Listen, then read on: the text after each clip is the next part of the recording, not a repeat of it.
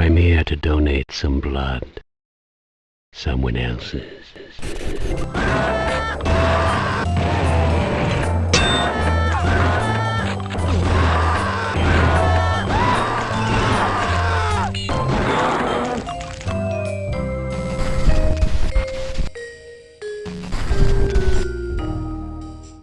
Blood is a horror-themed first-person shooter developed by Monolith Productions and published by GT Interactive in 1997.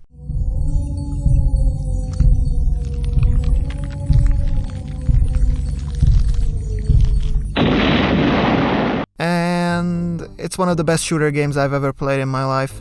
I didn't mean to play my hand so early, but I really wanted to talk about Blood for a while now, simply because of how tightly designed, atmospheric and charming the game is. It was developed using the build engine, just like some of the most recognizable pieces of FPS history, like Duke Nukem 3D and Shadow Warrior.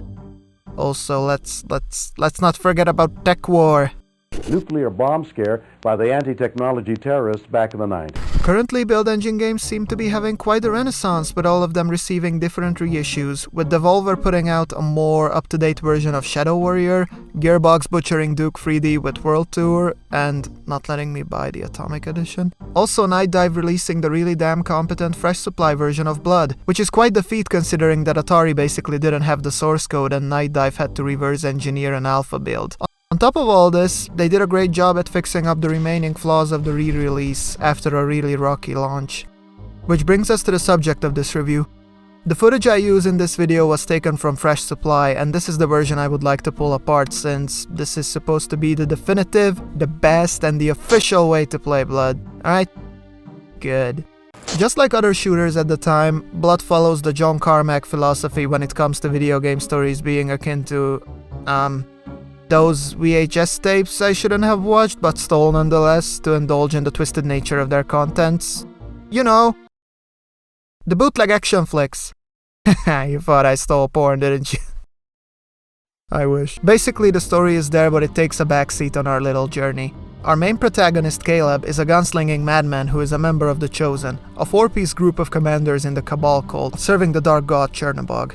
Caleb seems to be having a good time alongside these jolly-looking bunch though, not to mention that he is romantically involved with another member of the Chosen, Ophelia. It's almost like a dream scenario. I mean, who wouldn't want to worship a dark deity with his significant other, am I right?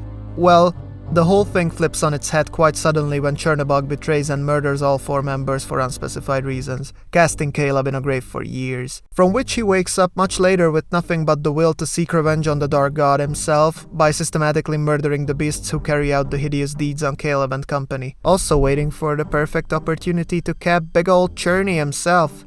Phew! It's an incredibly simple setup that's easy to get into. I mean, we all worship something unacceptable and disgusting that goes against societal norms, am I right? Blood's universe is a dark and depraved one, where murder is an everyday occurrence and the sky's favorite color is red.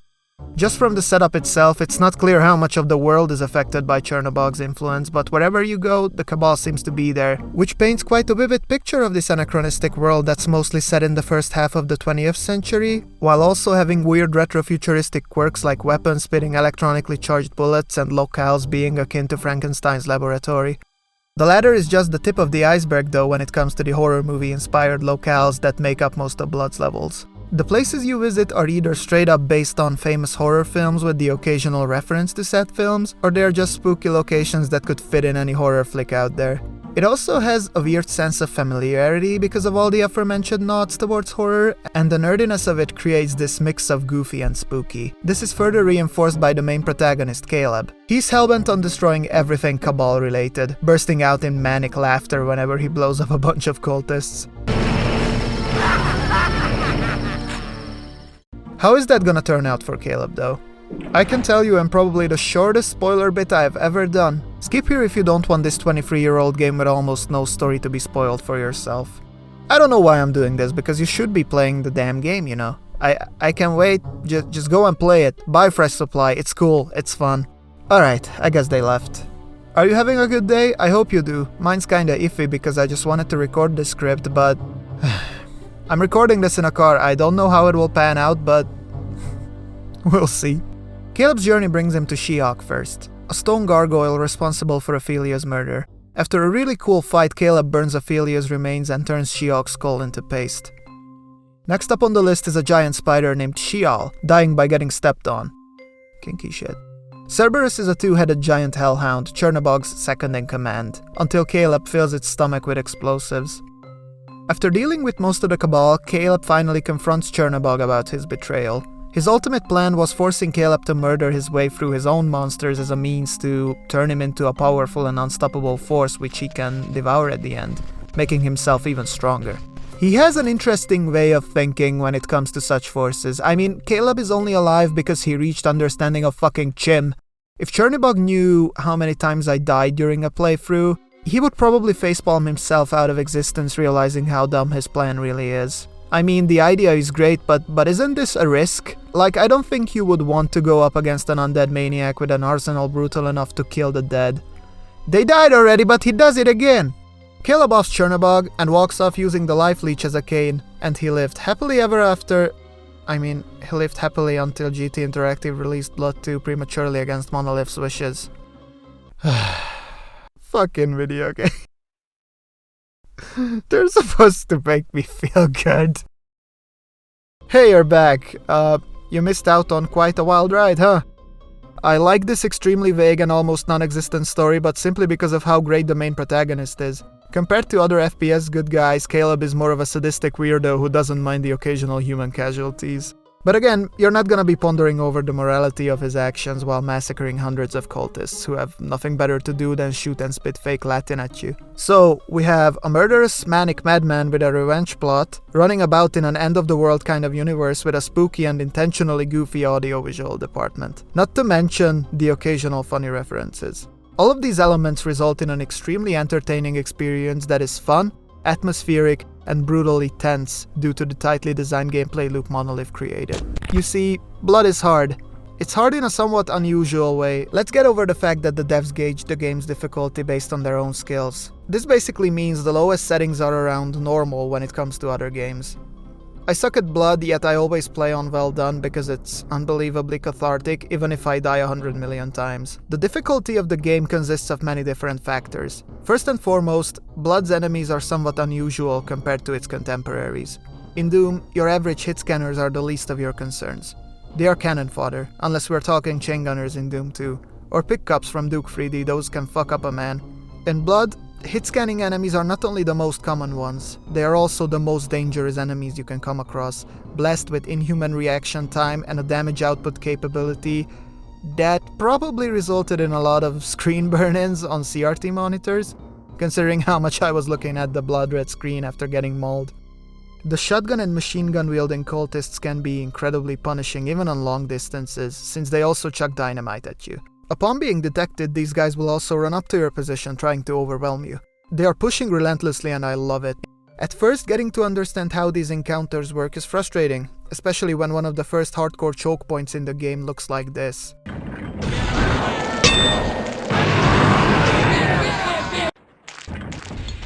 Blood's gameplay loop is punishing, but in a deliberate and thought-out way.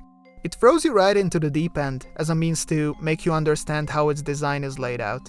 It's one of those bossy games, you know, that it bosses you around like a boss. It wants you to understand how enemy placement and combat works from the first level onwards. It wants you to expect trouble wherever you go, creating a sense of tension and essentially living up to its horror roots differently than other games would. It's not scary because you're lacking resources or because the game is bombarding you with jump scares. The word I would describe Blood with is, again, tense, like a really well done slasher film. I heard people complain before that this game can only be beaten if you memorize the enemy placements, but no. I don't remember where most of them are. There are cheap spots I do remember, but most of the time I'm just looking around carefully so I don't get annihilated into smithereens. The overabundance of hit scanners facilitates this approach, a more methodical and careful one. You should peek around corners and crouch a lot to avoid getting turned into a maniac with a pasta drain for a head. As an old school FPS, movement is hectic, and jumping about while emptying your whole arsenal into enemies is cathartic beyond belief. You are really fast and bouncy, like a murderous trampoline on roller skates. And these are qualities that will save your life all the time. Jumping on top of enemies, for example, while goofy, it also helps in case you get cornered by those moldering melee mofos. You can just jump out of their reach, and the game wants you to play around with these mechanics. The gameplay is kind of a combination of being hella fast and ruthless while also checking every nook and cranny for enemies, like in a tactical shooter, and I really like this unusual mix. As you're easing into Blood, you're also going to notice how much it rewards the observant player who isn't just methodical but also brave enough to take risks, since you get a hold of some nice power-ups that are placed before most of the game's biggest challenges and can make your job a whole lot easier. You remember the segment I showed you in the beginning? So I decided to risk it and jump right in on my first playthrough, even though it looked like suicide. That's when I noticed a hidden button and a reflective shots power-up that sends every bullet back to its sender, even melee attacks. Explosions can fuck you up though. You can brute force encounters and sometimes you'll have to, but in most scenarios you can make your own job a whole lot easier. Aside from hit scanners, you also got melee enemies and projectile throwing uglies to worry about. However, they are not this simple from a design standpoint. Every enemy has a quirk or a weakness that's worth exploring and exploiting. Zombies, for example, can get up from a bullet-enforced sleep. The audio cue lets you know if you did a good job or not.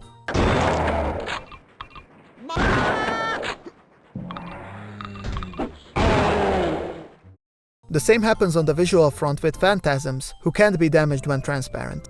When avoiding melee enemies, you have to pay attention to their sprites as they telegraph their attacks clearly, and avoiding them is a necessity. Unless you wanna become one of them dudes. But for real, would you wanna be like this guy? Thus, fights are quite methodical due to all these little quirks, not to mention the fact that the game subverts itself really well by introducing enemies that behave differently to what you're already used to. Aw, you made me duck into this thing breathing fire, huh? Ha! Fuck you. With different groups of enemies come different coping mechanisms. I love how necessary it is to keep changing between the weapons in your arsenal, as enemies react differently to different kinds of punishment. Some of them might be more susceptible to fire damage, for example, or they might only go down when you treat them with one of the best feeling shotguns in video game history. Guns are varied and interesting, since each and every one has its specific use. The pitchfork is your melee weapon to use against other melee enemies, and for once, it's not spewing shitty music takes at everyone.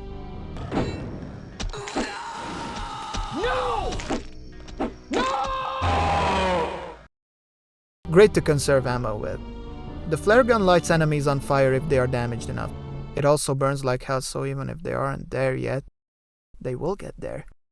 The secondary attack shoots 10 flares that explode upon impact and, oh god yes, burn you carefully aligned group of shitheads. The shotgun has both a singular and a double barrel fire mode. The weapon itself is incredibly satisfying to use simply because of how impactful, fast and damaging it is. Crowded rooms, beware of me! The machine gun, while having a low damage output, spits a million bullets, which is neat because hitting enemies stops them from firing. The secondary fire mode is Caleb flailing the gun around as a means to pepper multiple enemies close to each other. It's a great tool that facilitates crowd control if we're talking about a small group of hit scanners. The napalm launcher is an absolute blast to use. It's a rocket launcher firing napalm, with a secondary that's more of a spectacle than practical, but be my guest. You also have multiple different explosives that you can utilize in a variety of ways. Dynamite can be remotely detonated, it can explode on impact, or be chucked around corners. The proximity and remote bombs especially provide a lot of opportunities for you to set traps. The standard dynamite bundle works wonders too, considering its effectiveness when it comes to clearing rooms without entering them, which you'll need because you enter a room and then you die. The dynamite is probably the hardest weapon to use in the sense that you have to hold down the left mouse button to charge your throws, and managing those in the heat of battle can be challenging at first. It's going to become second nature though after you chucked a bunch of them in the face of the Cabal. Also please don't hold on to it for too long. There is also an aerosol can that you can use as a makeshift flamethrower or an improvised incendiary grenade. The Tesla cannon is one of the most devastating weapons in the game since it eviscerates almost every enemy with minimal effort. It's a machine gun that fires electronic bolts, or an even more destructive charged one as a secondary. This is already a pretty bonkers arsenal, but then there is the life leech, which can be used as a stationary turret, and a projectile weapon that can use your own HP as ammo when it runs out. But the best thing ever, in my opinion, is the voodoo doll. It's a hit scan weapon that you have to aim at enemies to damage them, otherwise you'll end up damaging yourself. It's such an inventive little concept, not to mention that it's actually useful. Again, the weaponry is just full of identity, ranging from magical pieces of the macabre to sci-fi shenanigans and bad music publications. I'm gonna stop. I mentioned before how levels provide you with a lot of power-ups that can help you overcome some of the more difficult challenges. I already talked about the reflective shots one, but there is also an invincibility power-up, an invisibility power-up, a guns akimbo pickup, and even some cool little boots that can make you jump higher, offering you different routes to take, basically flipping the intended level progression on its head. Actually, no. Blood still has doors that require specific keys to open them, basically stopping you from sequence breaking or getting to the end of the level by running your way through the game. There are probably people out there who are a lot more competent and have been playing this game for ages now, but I personally could not sequence break in Blood, because that's how thought out the levels were. That's true both combat and exploration wise. Blood plays incredibly well with huge open environments and small cramped hallways as well. The designers at Monolith understood how and where to use enemies, and I never felt like the game unfairly boxed me into a small locale with no possible way out. I mean, it's really damn dickish sometimes, but it's manageable dickish. It's the, oh, that was my fault type of dickish. There is always a way to circumnavigate obstacles, and in open areas you have cover to fall back on, in most cases. Again, it's important to recognize advantageous positions or possible ambushes before jumping into battle. Levels also hide a variety of secrets for you to indulge in. These contain extra ammo, health, weapons, and even armor. The game has 3 kinds of armor: basic, fire, and spirit, each providing protection against specific attacks. With basic serving well against melee and guns, fire defending you from fire and explosions, and spirit defending you from magical attempts to take your life. There are also secret falls that provide the most amount of challenge and usually look even more distinct than the others. One of them is basically a haunted house tour with an enemies galore and tons of secrets to find. Honestly, it comes to show how sophisticated Blood is compared to its contemporaries. There is a level of complexity to it that I didn't expect from a build engine game. Unfortunately, it's not without its flaws. Fresh Supply has a few weird hiccups and oddities to it. First and foremost, the damage system of it feels a bit more forgiving. I played a bit of Blood GDX and got obliterated in a lot of instances where I came out alive in Fresh Supply. It's basically just a nitpick, and you will still have a really damn challenging experience with it though. The geometry in some cases seemed to be awkward, like there were instances where I was shooting enemies but my bullets ended up colliding with an invisible wall. I don't like that. I wish that didn't happen sometimes. Also, quick saves are not quick, but these are not big problems. Again, I'm just salty as hell because these could be amended by Night Dive, but Atari doesn't let them patch the game. To conclude the gameplay side of things, Blood is a challenging shooter that offers a wide array of tools to wreak havoc with, and an even more varied roster of enemies to paint walls with. Its challenge can be overcome though by getting used to its fast and bouncy movement system, and sneaky enemies that deal damage harder than I do bad jokes. You see how hardcore these guys are? They are not only hardcore, they also look really dang good. I mean not pretty, but aesthetically pleasing. You get what I mean. The sprite work in general is immensely detailed in Blood and shows lots of neat little intricacies.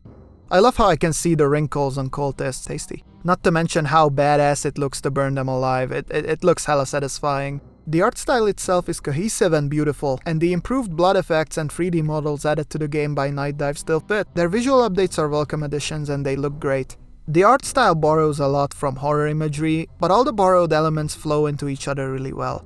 There aren't any levels that don't fit the aesthetic. Even the more outlandish and unusual ones are wonderfully woven into the fabric of this game. Progression also feels great, since most of the time you can actually see the next level you're heading towards, or the remnants of the previous one. This is something that the expansions do incredibly well too, especially Cryptic Passage. I just love this pixelated, filthy, weathered look that contrasts really well with the gothic architecture of certain levels.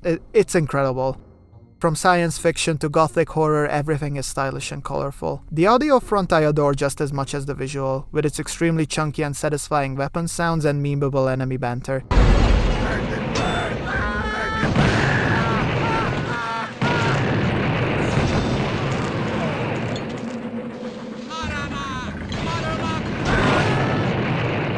The cultists especially stand out with their fake Latin callouts. If you yell them at a Blood fan, they will pretty much recognize them, but I would refrain from weird behavior like that. You don't have to make us look like dummies in public. The music itself is deeply atmospheric and fits this demented and twisted world perfectly. It sports a lot of piano and classical instrumentation to provide the stereotypical old-school horror movie soundscapes, but with a self-aware twist. There is something deeply familiar and comfy about the soundtrack that I just can't put my finger on. It also isn't afraid to go goofy as hell on levels like Mall of the Dead.